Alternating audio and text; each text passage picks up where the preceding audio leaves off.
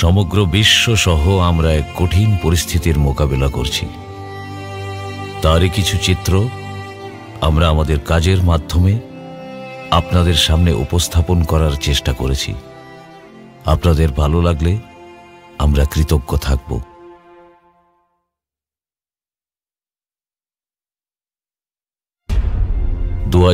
সাল ডিসেম্বর মাস, কোনো একদিন পাড়ার চায়ের দোকানে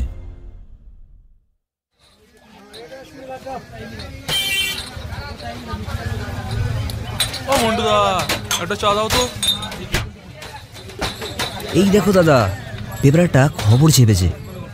চীনের ওয়াং শহরে একটা অজানা ভাইরাসের উপদ্রব নাকি বেড়েই চলেছে। কই দেখি দেখি। শুনেছি সেখানকার মানুষরা খুব ভয়ে ভয়ে দিন কাটাচ্ছে। শোনা গিয়েছে সেখানে অনেক মানুষ মারা গিয়েছে।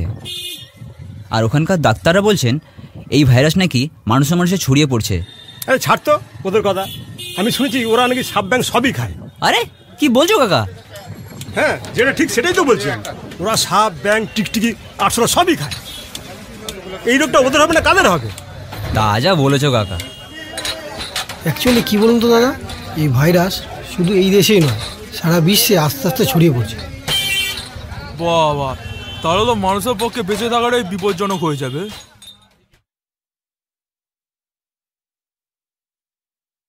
কয়েক মাস পর এই ভাইরাসে আক্রান্ত হয় আমাদের দেশ ভারতবর্ষ।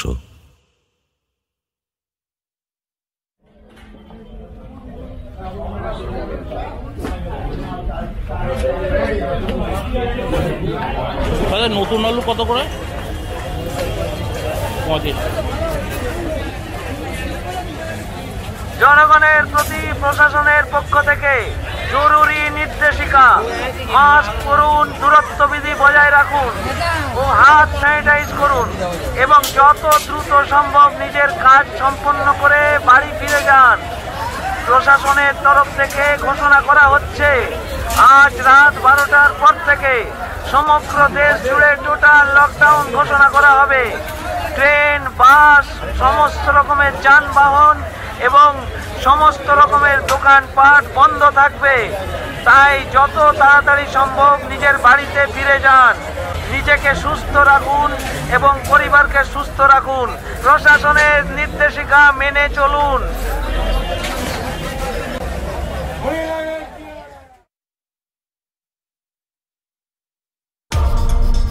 এই ভয়ানক বার্তা সারা দেশে ছড়িয়ে পড়ার পর যে সকল পরিযায়ী শ্রমিকরা বিভিন্ন রাজ্যে নানা পেশার সাথে যুক্ত ছিল, তারা নিজ পরিবার ও নিজের বাড়িতে ফিরে আসার জন্য ট্রেনে বাসে ভিড় করতে শুরু করে এবং শয়ে শয়ে মানুষ পায়ে হেঁটে হাজার হাজার মাইল পথ অতিক্রম করে তাদের প্রাণের ঝুঁকি নিয়ে নিজের বাড়ি ফেরার চেষ্টা করে।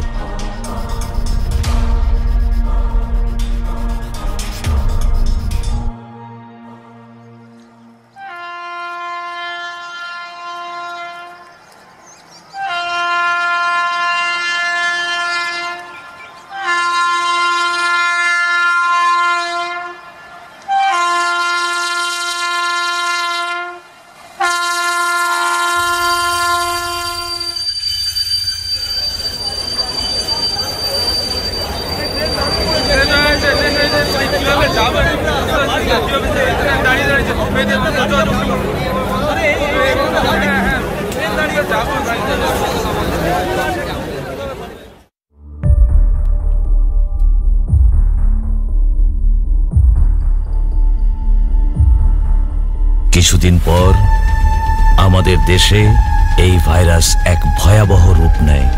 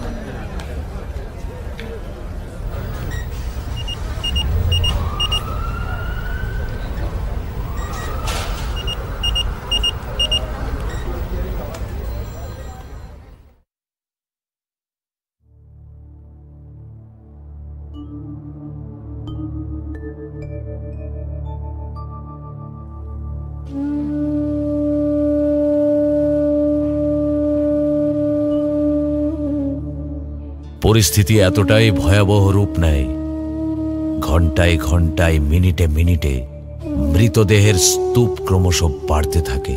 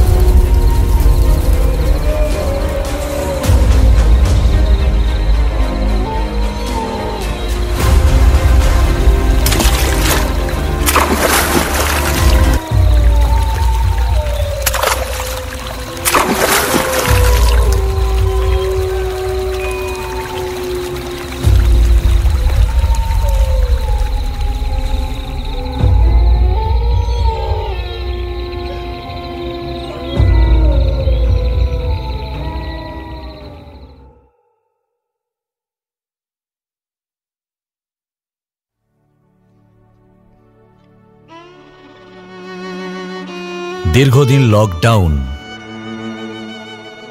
সবকিছু বন্ধ। স্কুল, কলেজ, কর্মসংস্থান এবং যোগাযোগ। আর এই লকডাউনের ফলে কিছু শ্রেণীর মানুষের জীবনযাপন বিপন্ন হয়ে ওঠে। চরম আর্থিক সংকটে তাদের দিন কাটে। ঠিক সেই সময় দেবতারূপী কিছু মানুষ এই দুর্গত মানুষদের প্রতি সাহায্যের হাত বাড়িয়ে দেয়। ভয় পাবেন না, আমি এই কঠিন সময়ে আপনাদের পাশে আছি, পাশে থাকব। আপনারা সুস্থ থাকুন, ভালো থাকুন। কে ইনি? কে এই মানুষটি আমাদের সাহায্য করলে, আমাদের পাশে এসে দাঁড়িয়েছে? উনি তো দেবতার মতো। কে মানুষটি? না হলে তো আমরা বাঁচতামই না। ধন্যবাদ আপনাকে।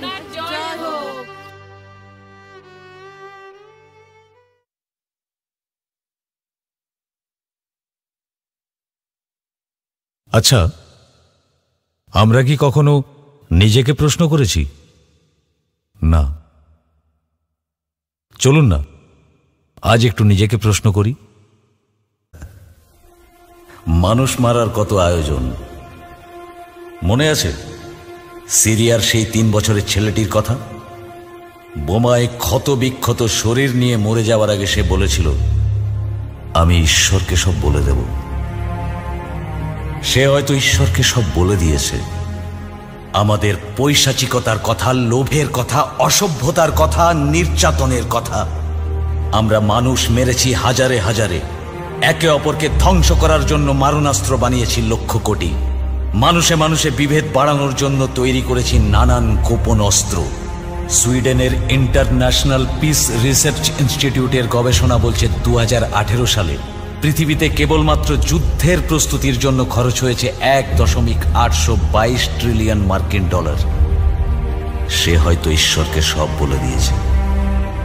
বলেছে সেই পাখিটির কথা যে আর আকাশে ওড়ে না, বলেছে সেই আকাশের কথা যে একদিন নীল ছিল, বলেছে সেই বাতাসের কথা যে একদিন নির্মল ছিল, বলেছে সেই পৃথিবীর কথা যে একদিন সবার ছিল। এই সবার পৃথিবীকে আমরা ভাগ করেছি ইচ্ছে মতো। ধর্মের নামে, দেশের নামে, ভাষার নামে মানুষকে দূরে সরিয়েছি। চামড়ার রং দিয়ে, গণতন্ত্রের নাম দিয়ে কেটে টুকরো করেছি আমাদের।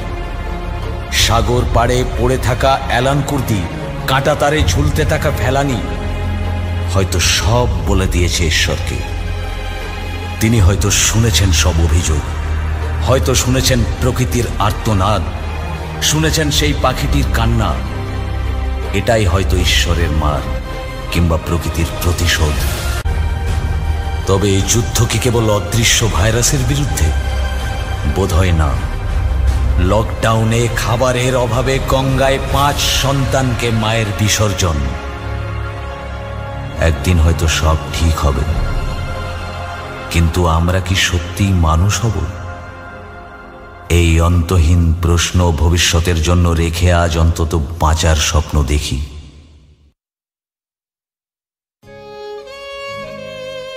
দীর্ঘ অপেক্ষার অবসান, এক স্বস্তির খবর। ডাক্তার ও বিজ্ঞানীদের মিলিত প্রচেষ্টায় এই মারণ ভাইরাসের ভ্যাকসিন তৈরি হলো, যার নাম দেওয়া হলো কোভ্যাক্সিন আর কোভিশিল্ড। কিন্তু এখানেই শেষ নয়। আমাদের আরো সচেতন হতে হবে। একমাত্র সচেতনতা আমাদের জীবন রক্ষা করবে। তাই আসুন আমরা অঙ্গীকারবদ্ধ হই।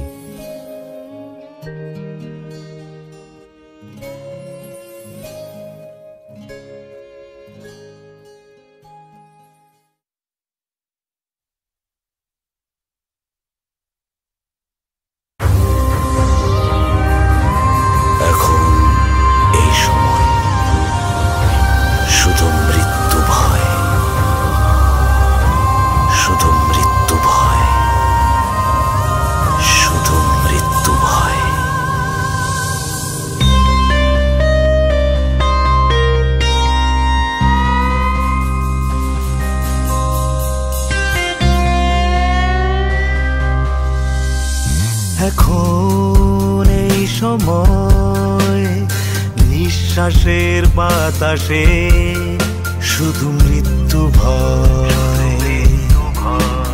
এখন এই সময় নিঃশ্বাসের বাতাসে শুধু মৃত্যু ভয়।